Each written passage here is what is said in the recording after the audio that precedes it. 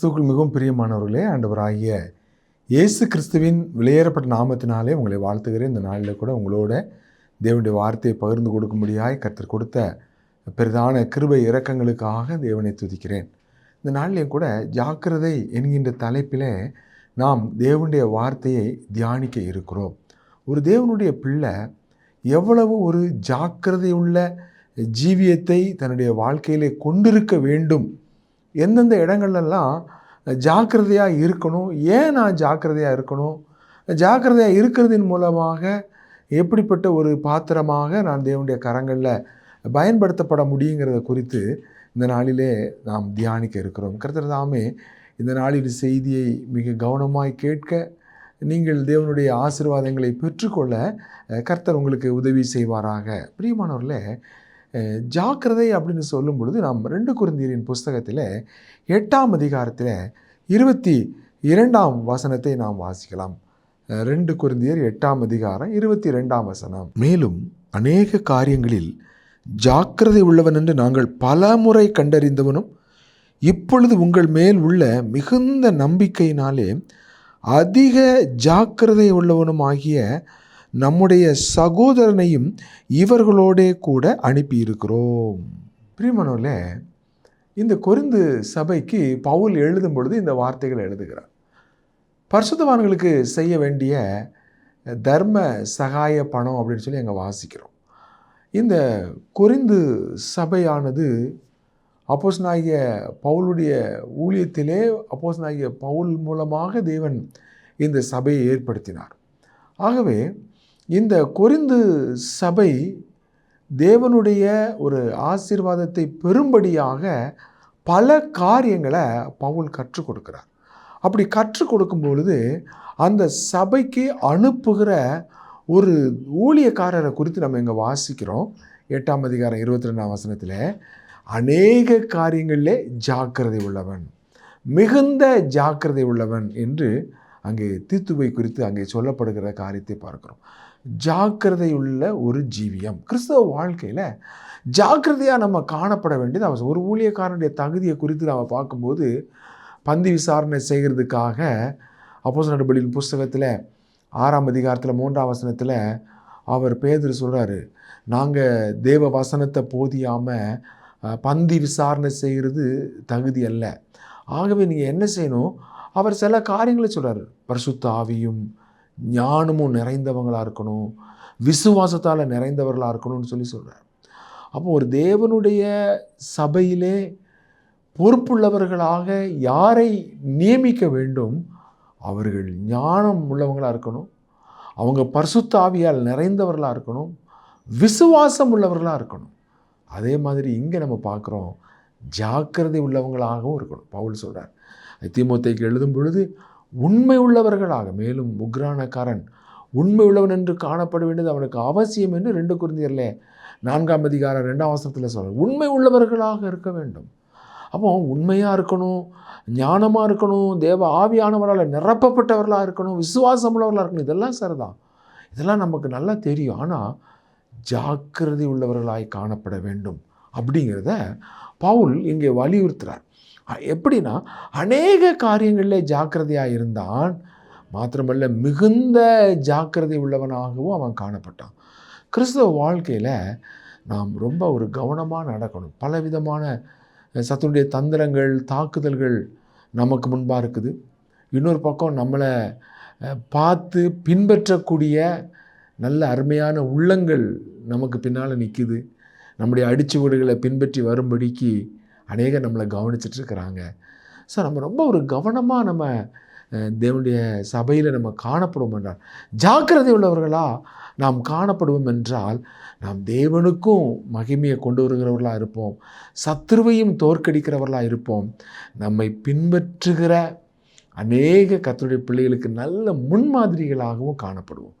ஒரு தேவனுடைய பிள்ளை ஜாக்கிரதையாக இருக்கிறாங்களா அப்படிங்கிறத நம்ம எப்படி கண்டுபிடிக்கிறது அப்படின்னு சொல்லி பார்த்தோம் அப்படின்னு சொன்னால், இங்கே நம்ம 8ஆம் அதிகாரம் 6ஆம் வசனத்தை நம்ம வாசிக்கலாம்.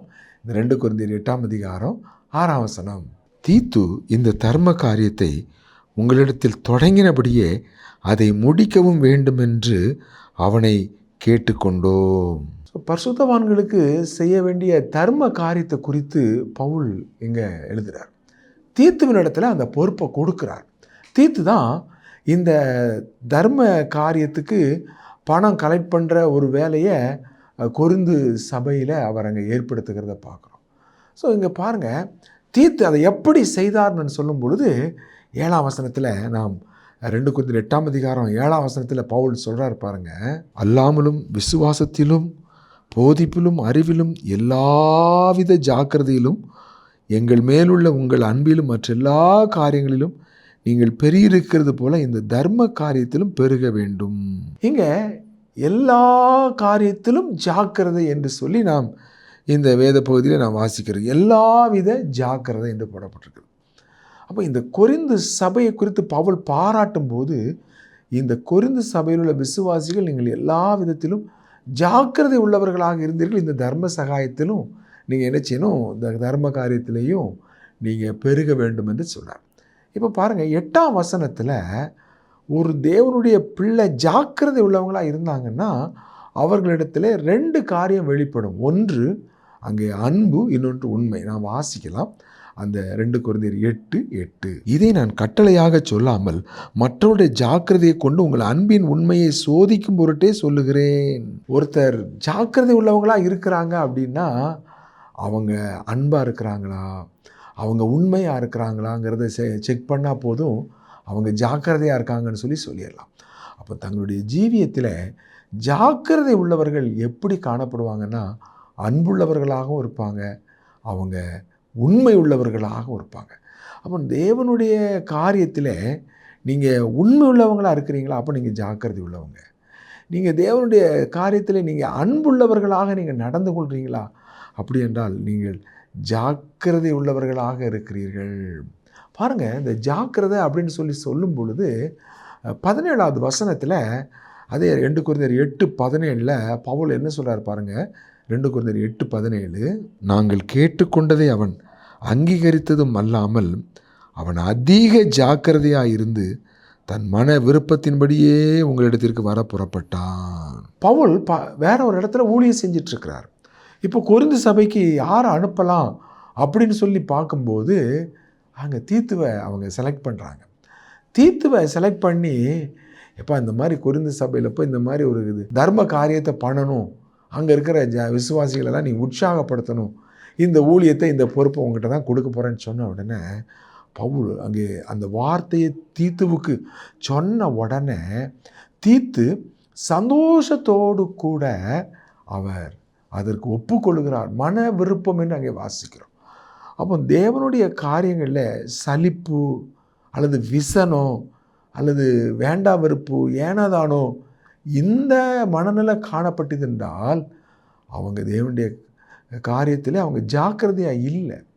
அவங்க மன விருப்பமாக இருந்தாங்கன்னா அவர்கள் ஜாக்கிரதை உள்ளவர்களாக இருக்கிறார்கள். அங்கே கட்டாயத்துக்காக அல்ல, விசனத்துக்காக அல்ல, அல்லது மற்றவங்க சொல்கிறாங்களே அப்படிங்கிறதுக்காக இல்லை. ஜாக்கிரதை உள்ள ஒரு ஜீவியம் மன விருப்பத்தோடு கூட தேவனுடைய அது ஊழியமாக இருக்கட்டும், கொடுக்குற காரியமாக இருக்கட்டும், தேவனுக்காக நம்ம செய்கிற எந்த ஒரு செயல் கிரியைகளாகவும் இருக்கட்டும், அது மன விருப்பத்தோடு நம்ம செய்கிறவர்களாக இருப்போம். இந்த ஜாக்கிரதையை நமக்குள்ளே அப்போ நம்ம இருக்குதாங்கிறத நம்ம எப்படி செக் பண்ணலாம் அப்படின்னா, மன விருப்பமாக செயல்படுறேனா, இந்த ஜாக்கிரதை எனக்குள்ளே இருக்கானா, அன்போடு நான் செயல்படுறேனா, நான் உண்மை உள்ளவனாக நான் இருக்கிறேனா, அல்லது நான் உண்மை இல்லாத செயல்பாடுகள் எனக்குள்ளே இருக்குதாங்கிறத நம்ம செக் பண்ணி பார்க்கணும். அடுத்து நம்ம இந்த 16ஆம் வசனத்தில் பார்த்தோன்னு சொன்னால், இந்த ஜாக்கிரதை யார் நமக்கு கொடுக்குறா அப்படின்னா அது ஒரு ஆச்சரியமாக இருக்குது. பாருங்கள், அந்த 2 கொரிந்தியர் 8:16 நம்ம வாசிக்கலாம். அன்றியும் உங்களுக்காக இப்படிப்பட்ட ஜாக்கிரதை உண்டாயிருக்கும்படி தீத்துவின் இருதயத்தில் அருளின தேவனுக்கு ஸ்தோத்திரம். அப்போ ஒருத்தருடைய இருதயத்தில் ஜாக்கிரதையை யார் உருவாக்குறா அப்படின்னா தேவன் தான் உருவாக்குறார். என்ன ஒரு ஆச்சரியம் பாருங்கள். தீத்துவின் இருதயத்தில் இந்த ஜாக்கிரதையை அருளின தேவனுக்கு ஸ்தோத்திரம்னு சொல்கிறார். அப்போ நம்முடைய வாழ்க்கையில் நம்ம ஜெபிக்கும் போது ஆண்டவர்கிட்ட கேட்கணும், ஆண்டவரே உங்களுடைய வீட்டில் ஆலயத்தில் நான் ஜாக்கிரதை உள்ளவனாய் காணப்படும், உங்களுடைய ஊழியத்தில் ஆண்டவரே உமக்காக செய்கிற எந்த ஒரு காரியத்திலும் நான் ஜாக்கிரதை உள்ளவனாக காணப்பட ஆண்டவரே எனக்கு உதவி செய்யும்னு சொல்லி நாம் ஜெபிக்கிறவர்களாக காணப்பட வேண்டும். அந்த ஜெபம் தேவன் நமக்கு பதில் கொடுக்கும் பொழுது நமக்கு என்ன செய்கிறாராம், இந்த ஜாக்கிரதை உள்ள ஜீவியத்தை செய்கிறார். இல்லை, நமக்குள்ள அந்த ஜாக்கிரதை உள்ள ஜீவியத்தை செய்வதற்கு ஆண்டவர் நமக்கு கிருபை கொடுக்கிறார். பாருங்கள், தேவனே தம்முடைய தயவுள்ள சித்தத்தின்படி விருப்பத்தையும் செய்கையையும் நம்மிலே உண்டாக்குகிறவர் என்று சொல்லப்படுது. விருப்பத்தையும் செய்கையையும் நம்மிலே உண்டாக்குகிற தேவன் என்ன செய்கிறாரு? ஜாக்கிரதை உள்ள ஜீவியத்தை நமக்கு கொடுக்கிறார்.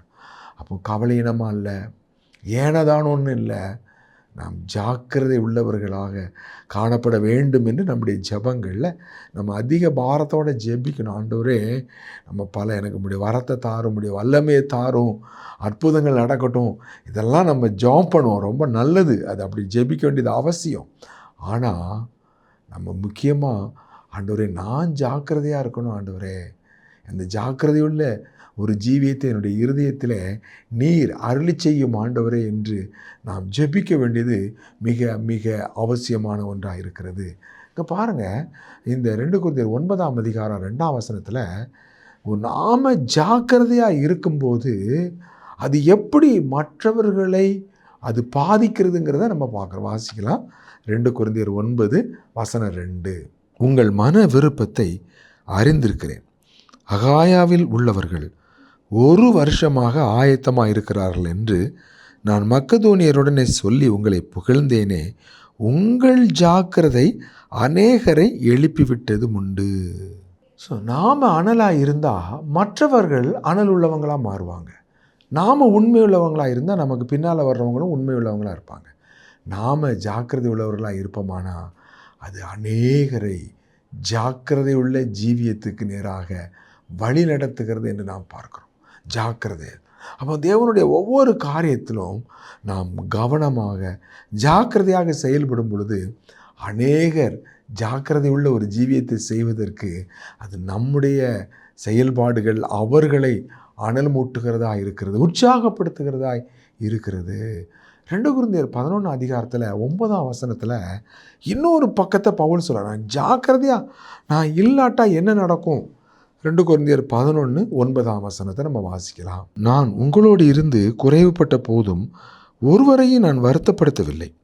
மக்கதோனியாவிலிருந்து வந்த சகோதரர் என் குறைவை நிறைவாக்கினார்கள். எவ்விதத்திலும் உங்களுக்கு பாரமாயிராதபடிக்கு ஜாக்கிரதையாக இருந்தேன். இனிமேலும் ஜாக்கிரதையாக இருப்பேன். பவுல் இந்த கொரிந்து சபையில் அவர் ஊழியம் செய்த பொழுது அந்த சபையில் யாருக்கும் எந்த ஒரு கஷ்டத்தையும் நம்ம கொடுத்துடக்கூடாதுங்கிறதுல ஜாக்கிரதையாக இருந்தாராம். யாருக்கும் பாரமாக இருந்துடக்கூடாது. பாருங்கள், நம்ம ஊழியத்தின் பாதையில் நம்மளால் ஒருத்தருக்கு ஒரு கஷ்டங்கள் ஒரு வருத்தங்கள் வந்துடாதபடிக்கு ஜாக்கிரதை உள்ளவர்களாக காணப்பட்டேன். அதிக ஜாக்கிரதையாக இருந்தேன்.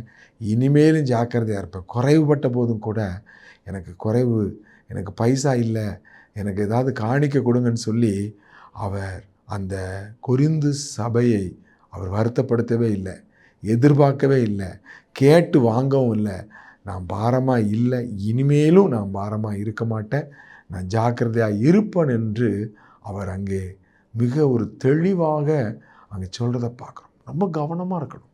மற்றவங்களுக்கு நம்ம எந்த விதத்திலும் ஒரு இடரலாக கேள்விக்குறியாக காணப்படாதபடி பவுல் இங்கே தான் அதிக ஜாக்கிரதையாக இருக்கிறேன் என்று சொல்கிறார். பாருங்கள், நம்ம எபேசியர் 4:3 எந்த காரியத்தில் ஜாக்கிரதையாக இருக்கணும்னு போட்டிருக்கு. எபேசியர் 4:3 நம்ம வாசிக்கலாம். சமாதான கட்டினால் ஆவியின் ஒருமையை காத்துக்கொள்வதற்கு ஜாக்கிரதையாக இருங்கள். இங்கே வாசிக்கிறோம், ஆவியின் ஒருமைப்பாட்டை காத்துக்கொள்ளணும். நம்மளால் ஐக்கிய குறை வந்துடக்கூடாது, குழப்பம் வந்துடக்கூடாது, எந்த விதத்திலும் அங்கே ஒரு வித்தியாசமான ஒரு எண்ணங்களை சிந்தனைகளை போட்டக்கூடாது. சிலர் பேசி அதிகமான இல்லையா சமாதான குறைவை உண்டு பண்ணி முறுமுறுப்பை உண்டு பண்ணுகிற நிலைமையை நம்ம எங்கே பார்க்குறோம் அப்படின்னா, என்னாகமம் 14 போன வேவுகாரர்களில் 10 பேர் துர்ச்செய்தியை பரப்பி அதன் மூலமாக அந்த ஒருமனப்பாட்டை கெடுத்து போட்டாங்க. எகிப்துக்கு நம்ம ஒரு தலைவனை ஏற்படுத்தி கொண்டு திரும்பி போயிடுவோன்னு சொல்லக்கூடிய அளவுக்கு அது ரொம்ப அதிகமான குழப்பங்களை இஸ்ரவேல் ஜனங்களுக்குள்ளே உண்டு பண்ணிச்சு. அங்கே தான் ஆண்டவர் சொல்கிறாரு, இவங்களை நான் உள்ளே விடவே மாட்டேன், இவங்க பிள்ளைகளைத்தான் நான் உள்ளே விடுவேன்னு சொல்லி 40 வருடங்கள் அவங்க வனாந்திரத்தில் சாக மட்டும் ஆண்டவர் அலைந்து திரிய பண்ணுகிறத பார்க்குறோம். அந்த ஆவியின் ஒருமையை காத்து கொள்ள ஜாக்கிரதை இல்லாத வேவுக்காரர்கள் குழப்பத்தை உண்டு பண்ணிட்டாங்க, முறுமுறுப்பை உண்டு பண்ணிட்டாங்க, அவிசுவாசத்தை உண்டு பண்ணிட்டாங்க. திரும்பி போயிடலான்னு சொல்லக்கூடிய ஒரு பரிதாபமான நிலைமையை பார்க்குறோம். இது ரொம்ப ஒரு வேதனையான ஒரு காரியம். பாருங்கள், அதே மாதிரி பவுல் 1 தீமோத்தேயு 4ஆம் அதிகாரம் 13ஆம் வசனத்தில் அவர் என்ன சொல்கிறார் பாருங்கள், நான் வருமளவும் வாசிக்கிறதிலும் புத்தி சொல்லுகிறதிலும் உபதேசிக்கிறதிலும் ஜாக்கிரதையாயிரு. பவுல் உத்தம குமாரனாகிய தீமோத்தேயுக்கு எழுதுகிறார். என்ன எழுதுகிறாரு? நான் வர்ற வரைக்கும் நீ 3 காரியத்தில் ஜாக்கிரதையாக இருக்கணும். 1 வாசிக்கிறதில்ல, 2வது உபதேசிக்கிறதில்ல, 3வது புத்தி சொல்லுகிறதில்ல. இப்போது ஒரு தேவனுடைய பிள்ளை எதிலெல்லாம் ஜாக்கிரதையாக இருக்கணும்? ஆவியின் ஒருமைப்பாட்டை காத்துக்கொள்ள ஜாக்கிரதையாக இருக்கணும். மற்றவங்களுக்கு இடரல் வந்துடாதபடி ஜாக்கிரதையாக இருக்கணும். அதே நேரத்தில் தேவனுடைய வார்த்தைகளை அதிகமாக வாசிக்கணும், வேதத்தை வாசிக்கிறது. அது மாத்திரமில்ல, பரிசுத்தவான்கள் எழுதின ஆவிக்குரிய புத்தகங்களை வாசிக்கிறதுலையும் நாம் மிக ஒரு ஆர்வமுள்ளவங்கள. புத்தக வாசிப்பு ஒரு நல்ல அருமையான ஒரு ஹேபிட்னு சொல்லலாம், நல்ல ஒரு பழக்கம். இன்றைக்கி செல்ஃபோன், லேப்டாப்பு, இந்த கம்ப்யூட்டர், டிவி, இந்த மாதிரி காரியங்கள், யூடியூப்பு இதெல்லாம் வந்ததுக்கப்புறம் ரொம்ப பாதிப்பு என்னென்னா புத்தக வாசிப்பு தான் ரொம்ப பாதிப்பு. ஸோ அந்த புத்தகம் வாசிக்கிற காரியம் எப்போ ஒருத்தருக்குள்ளே குறைவுப்படுதோ அப்போ அவங்களுடைய ஆவிக்குரிய வளர்ச்சியும் குறைவுப்படும்னு சொல்லி ஸ்பர்ஜன் சொல்கிறார். அப்போ புத்தக வாசிப்பை நாம் அஜாக்கிரதையாக அசால்ட்டாக விட்டுறக்கூடாது, ஜாக்கிரதையாக இருக்கணும்.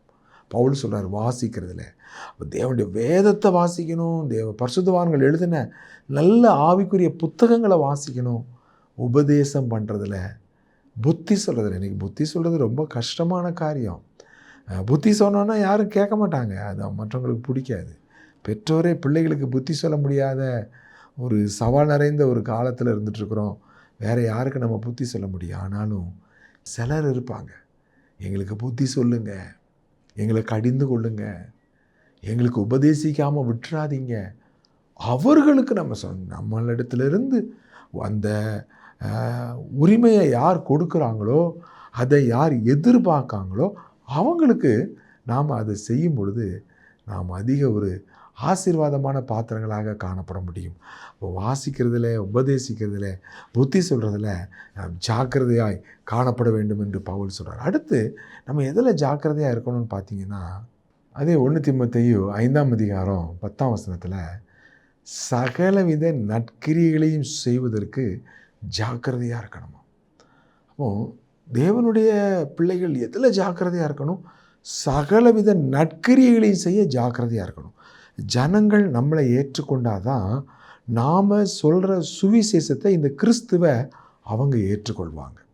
அப்போ நாம் தேவனுடைய பிள்ளைகள் இந்த இடத்துல ரொம்ப ஒரு கவனமாக இருக்கணும். யாக்கோபு எழுதுகிறார், திக்கற்ற பிள்ளைகளும் விதவைகளும் படுகிற உபத்திரவத்தில் அவங்கள விசாரிக்கணும், உலகத்தால் கரப்படாதபடிக்கு காத்துக்கொள்ளணும். இது ரெண்டுமே பேலன்ஸ்டாக இருக்கணும். நன்மையும் இல்லை நற்கிரியைகளையும் முக்கியப்படுத்திட்டு நம்ம உலகத்தை விட்டு பிரிந்து வாழ வேண்டிய இடத்துல பிரிந்து வாழாமல் நம்ம இருந்துடக்கூடாது.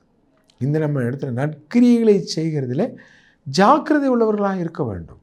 அது ரொம்ப முக்கியம். கிறிஸ்தவ ஜீவியத்தில் நாம் எந்த அளவுக்கு நன்மை செய்கிறவர்களாக இருக்க வேண்டும். அங்கே எபிரேயரில் வாசிக்கும் பொழுது, அன்றியும் நன்மை செய்யவும் தான தர்மம் பண்ணவும் மறவாதிருங்கள், இப்படிப்பட்ட பலிகளின் மேல் தேவன் பிரியமாக இருக்கிறார். மிஷினரிகள் அங்கே வெளிநாடுகளிலிருந்து வந்து நம்முடைய இந்தியாவிலே, தமிழ்நாட்டில் ஊழியம் செய்யும்போது அவங்க என்ன செஞ்சாங்க? முதலாவது மக்களுடைய அடிப்படை தேவைகள், அவங்க ஒரு சூப்பு சால்வேஷன்னு சொல்லுவாங்க. Soup salvation. ஆகவே முதல்ல அவங்களுக்கு நாகரிகம், சுத்தத்தை சொல்லி கொடுத்தாங்க இல்லையா? அந்த மாதிரி. ரெண்டாவது நல்ல ஆரோக்கியமான ஆகாரங்கள். அவங்க 3வது ரட்சிப்பை பற்றி சொன்னாங்க. நம்ம இன்றைக்கி அநேகம் ஆஸ்பத்திரிகளை ஏற்படுத்தினது, கல்வி ஸ்தாபனங்களை ஏற்படுத்தினது யாருன்னா கிறிஸ்தவ மிஷினரிகள் தான். ஏன் அவங்க அதை செஞ்சாங்க? நற்கிரியைகளை செய்வதற்கு அவங்க ஜாக்கிரதையாக இருந்தாங்க. அதன் மூலமாகத்தான் தேவனுடைய அன்பை நாம் வெளிப்படுத்த முடியும். அந்த அன்பை மக்கள் ருசிக்கும் போது தான் நாம் சொல்கிற சுவிசேஷத்தை அவங்க ஏற்றுக்கொள்வாங்க. இன்றைக்கி சுவிசேஷம் அறிவிக்கப்படுகிறது. ஆனால் ஏன் இன்றைக்கி சுவிசேஷம் ஏற்றுக்கொள்ளப்படாமல் அது நிராகரிக்கப்படுது அப்படின்னா, நற்கிரியைகளை செய்வதற்கு ஜாக்கிரதையாக இல்லாதபடி குறைவுபட்ட ஒரு நிலைமை இருக்கிறது. ஆகவே நற்கிரியைகளை செய்ய ஜாக்கிரதை உள்ளவங்களாக இருந்தோம்னா நம்ம தேவனுடைய ஊழியத்தை இன்னும் ஆத்தும அறுவடைகளை நம்ம பார்க்க முடியும், பலன்களை பார்க்க முடியும். இதுக்கு அதிக தியாகம். இன்றைக்கி என்ன ஆதாயம் கிடைக்கும் ஊழியத்தில், என்ன சம்பாத்தியம் பண்ணலாம் அப்படிங்கிறவங்க நற்கிரியைகளை செய்ய முடியாது. ஊழியங்கிறது தியாகம், ஊழியங்கிறது அர்ப்பணிப்பு, ஊழியங்கிறது கிறிஸ்துவனுடைய சிலுவையை சுமந்து அந்த பூரணமான அந்த தியாக அன்பை வெளிப்படுத்துறது. அப்படிப்பட்ட உண்மையான பிள்ளைகள் இன்றைக்கி இருக்கிற ஊழியத்தை செஞ்சிட்ருக்கிறாங்க. அப்படி தியாகமாக ஊழியம் செய்கிறதுனால தான் இன்றைக்கு தேவனுடைய நாமம் மகிமைப்படுது. தேவனுடைய சுவிசேஷம் இன்னும் பல மக்களுக்கு கடந்து போகிறது, அது எழுப்புதலை கொண்டு வருது. காரணம், இந்த மாதிரி நற்கிரியைகளை செய்வதற்கு ஜாக்கிரதையாக இருக்கிற அநேக கர்த்தருடைய பிள்ளைகள் தான் அதுக்கு காரணம். அடுத்து நம்ம எபிரேயர் 4ஆம் அதிகாரம் 11ஆம் வசனத்தை வாசிக்கலாம். எபிரேயர் 4ஆம் அதிகாரம் 11ஆம் வசனம். ஆகையால் அந்த திருஷ்டாந்தத்தின்படி ஒருவனாகிலும் கீழ்ப்படியாமையினாலே விழுந்து போகாதபடிக்கு நாம் இந்த இளைப்பாறுதலில் பிரவேசிக்க ஜாக்கிரதையாக இருக்க கடவோம். கிறிஸ்தவ வாழ்க்கையில் கீழ்ப்படிதல். ஆண்டவராக இயேசு கிறிஸ்து பிலிப்பியரில் வாசிக்கும் பொழுது சிலுவையின் மரணபரியந்தம் தாழ்த்தினார், கீழ்ப்படிந்தார். ஸோ இங்கே கீழ்ப்படிதல் இல்லைன்னு சொன்னால் வீழ்ச்சி, கீழ்ப்படியலைன்னு சொன்னால் அவன் விழுந்து போயிடுவான்னு சொல்கிறார். கிறிஸ்தவ வாழ்க்கையில் வெற்றியுள்ள வாழ்க்கை, ஜெயமுள்ள வாழ்க்கை எங்கே இருக்குன்னா கீழ்ப்படுதல். இன்றைக்கி கீழ்ப்படுதல் ரொம்ப கஷ்டமாக இருக்குது. அநேகர் கேள்வி கேட்குறதும், கீழ்ப்படுகிறதுக்கு எதிர்த்து நிற்கிற, முரட்டாட்டம் பண்ணுகிற ஒரு பரிதாபமான நிலைமையை நம்ம பார்க்குறோம். ஆனால் கர்த்தருக்கு ஸ்தோத்திரம், தேவன் நமக்கு நல்ல முன்மாதிரி. அவர் குமாரனாக இருந்தும் பட்ட பாடுகளினாலே கீழ்ப்படிதலை அவர் வெளிப்படுத்தினார் என்று நாம் வாசிக்கிறோம். கீழ்ப்படிதல் எல்லா இடங்களிலும் கீழ்ப்படிந்தார். 100க்கு 100 பிதாவுக்கு அவர் கீழ்ப்படிந்தார். மோசே அங்கே நல்ல ஒரு முன்மாதிரி, யோசுவா நல்ல ஒரு முன்மாதிரி. அருமையானவர்களே, அநேக தேவனுடைய பிள்ளைகள் இன்றைக்கும் கீழ்ப்படிதல் மூலமாக மிக ஒரு மகிமையான ஒரு ஆசீர்வாதத்தின் பாத்திரங்களாக தேவனுடைய கரங்களில் பயன்பட்டிருக்கிறாங்க. இங்கே பார்க்குறோம் கீழ்ப்படிதல். 1 பேதுரு 4ஆம் அதிகாரம் 7ஆம் வசனத்தில் நம்ம இன்னொரு காரியத்தில் ஜாக்கிரதையாக இருக்கணுமோ. என்ன காரியம் பாருங்கள். 1 பேதுரு 4:7. எல்லாவற்றிற்கும் முடிவு சமீபமாயிற்று, ஆகையால் தெளிந்த புத்தி உள்ளவர்களாக இருந்து ஜெபம் பண்ணுவதற்கு ஜாக்கிரதை உள்ளவர்களாக இருங்கள். இங்கே வாசிக்கிறோம், ஜெபம் பண்ணுறதுக்கு ஜாக்கிரதையாக இருக்கணும். பல காரியங்களை குறித்து ஜாக்கிரதையாக இருக்க சொல்லி தேவனுடைய வேதம் நம்மை எச்சரிக்குது. இங்கேயும் கூட நம்ம வாசிக்கிறோம், கீழ்ப்படுதல் இல்லைன்னா விழுந்து போயிடுவேன். ஜெபம் பண்ணுறதுல நீ ஜாக்கிரதையாக இருக்கணும். ஜெபம் பண்ணுவதற்கு ஜாக்கிரதையாக. சாக்கு போக்கு நிறைய சொல்லலாம், தூக்க மயக்கம், வேலை, பல காரியங்கள் இருக்குது, சரீர பலவீனங்கள் இருக்குது. ஆனால் ஜெபம் பண்ணுறதுக்கு ஜாக்கிரதையாக இருங்கள், முடிவு சமீபமாயிடுச்சு. நீ தெளிந்த புத்தியோடு இருக்கியா இல்லையா அப்படின்னா எதன் மூலமாக தெரியுமா? ஜெபம் பண்ணுறதுக்கு ஜாக்கிரதையாக இருந்தோன்னா தெளிந்த புத்தியோடு இருக்கிறோம். ஜெபம் பண்ணுறதுக்கு விருப்பம் இல்லை, அசட்டையாக இருக்குது, யாராவது ஜெபத்துக்கு கூப்பிட்டா கஷ்டமாக இருக்குது, அதிகாலையில் எழும்பி ஜெபிக்கிறது கஷ்டமாக இருக்குது அப்படின்னா விழிப்புள்ள ஜீவியம் இல்லை, தெளிந்த புத்தி இல்லை. ஆகவே நாம் ஜெபம் பண்ணுறதுக்கு ஜாக்கிரதையாய் காணப்பட வேண்டியது அதிக ஒரு அவசியமான ஒன்றாக இருக்கிறது. கடைசியாக ஒரே ஒரு காரியம், வெளிப்படுத்தல் 3:19. வெளிப்படுத்தல் 3ஆம் அதிகாரம் 19ஆம் வசனம். நான் நேசிக்கிறவர்கள் எவர்களோ அவர்களை கடிந்து கொண்டு சிட்சிக்கிறேன், ஆகையால் நீ ஜாக்கிரதையாக இருந்து மனம் திரும்பு. இங்கே நம்ம என்ன வாசிக்கிறோம்? ஜாக்கிரதையாக இருந்து மனம் திரும்பு. மனம் திரும்புறதுக்கு ஜாக்கிரதையாக இருக்கணும். நம்முடைய வாழ்க்கையில் நம்ம தவறும் பொழுது, வீழ்ச்சி அடையும் பொழுது நம்ம நியாயப்படுத்தக்கூடாது. தன்னுடைய தவறுகளை ஒத்துக்கொள்ளுகிறவன் அவன் தப்பிக்கிறதுக்கு வழி இருக்குது. தன்னுடைய தவறுகளை நியாயப்படுத்துகிறவன் அவன் ஒருபோது வாழ்வடையவே முடியாது. அங்கே இங்கே மனம் திரும்புறதுல ஜாக்கிரதையாக இருக்கணும். நம்ம எவ்வளோ பெரிய வீழ்ச்சியில் இருக்கிறோங்கிறது காரியம் இல்லை. ஆனால் நம்ம மனம் திரும்புகிறோமா, அதில் நம்ம அதை விட்டு வெளியே வர்றதுக்கு நம்ம ஜாக்கிரதையாக இருக்கிறோமா, அல்லது நம்ம அசதியாக இருக்கிறோமா? அசதியாக இருந்தோன்னா நம்ம மனம் திரும்ப மாட்டோம். ஜாக்கிரதையாக இருந்தோன்னா நம்ம மனம் திரும்பிகிட்டே இருப்போம். எந்தெந்த இடங்கள்லாம் நம்முடைய வாழ்க்கையில் குறைவு இருக்குது, எந்த இடங்களில் நாம் இன்னும் சரி பண்ண வேண்டியது இருக்குது, எந்த இடங்களில் நம்ம மனம் திரும்ப வேண்டிய காரியங்கள் இருக்குது, இதை நம்ம கண்டுபிடிச்சி ஜாக்கிரதையாக நம்ம அதை நம்முடைய வாழ்க்கையில் செயல்படுவோம் என்றால் நாம் ஜெயமுள்ளவங்களாக இருப்போம். நம்ம தேவனுடைய வருகையில் நாம் மகிமையான ஒரு சாட்சிகளாக காணப்படுகிறவர்களாக இருப்போம். கர்த்தர் தாமே இந்த நாட்களில் நீங்கள் ஒவ்வொருத்தரும் உங்களுடைய வாழ்க்கையில் ஜாக்கிரதை உள்ளவங்களா, ஜாக்கிரதை உள்ள ஜீவியத்தை நீங்கள் வெளிப்படுத்துகிறவங்களா காணப்பட தேவன் தாமே உதவி செய்வாராக. கர்த்தர் உங்களை ஒவ்வொருவரையும் ஆசீர்வதிப்பாராக. நம்ம ஜெபம் செய்வோமா? அன்புள்ள ஆண்டவரே, இந்த வேலைக்காய் ஸ்தோத்திரம். அன்று ஒவ்வொரு காரியத்திலும் நாங்கள் எந்தெந்த இடங்களில் ஜாக்கிரதையாக இருக்கணுமோ அந்த இடங்களில் ஜாக்கிரதையாக இருக்க தேவ ஆவியானவர் எங்களுக்கு உதவி செய்யும்படியாக, என்னுடைய இருதயங்களை அவ்விதமாய் நீர் ஆளுகை செய்யும்படியாய், வழிநடத்தும்படியாய் இயேசுவின் நாமத்தில் ஜெபிக்கிறோம் எங்கள் நல்ல பிதாவே, ஆமேன். பிரியமானவர்களே, நீங்கள் நேரம் ஒதுக்கி தேவனுடைய வார்த்தையை கேட்டதற்காக உங்களுக்கு நன்றி சொல்லுகிறோம். யூடியூப்பில் ராஜ்குமார் தங்கமணி என்று ஆங்கிலத்தில் டைப் செய்வீர்களானால் இன்னும் அநேக செய்திகளை நீங்கள் கேட்கலாம். கேளுங்கள், மற்றவர்களுக்கும் அறிமுகப்படுத்துங்கள். நாம் மறுமுறை சந்திக்கும் வரைக்கும் தேவனுடைய கிருபை உங்கள் ஒவ்வொருவரோடும் கூட இருப்பதாக. ஆமேன், ஆமேன்.